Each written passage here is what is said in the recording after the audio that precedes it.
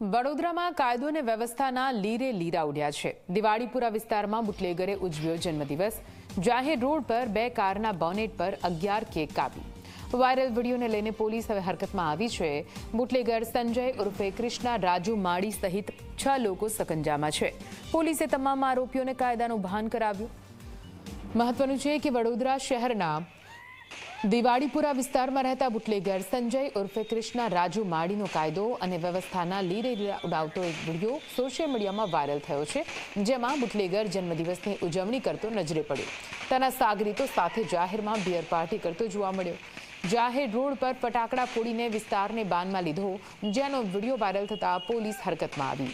Bootlegger Sanjay ઉર્ફે કૃષ્ણા રાજુ માળી, સાહિલ ઉર્ફે જહુ અર્જુન માળી, અલ્પેશ મકવાણા, પ્રકાશ માળી, યજ્ઞદેવસિંહ, અશોકસિંહ અને પ્રિન્સ જાદવને ઝડપી પાડ્યા છે।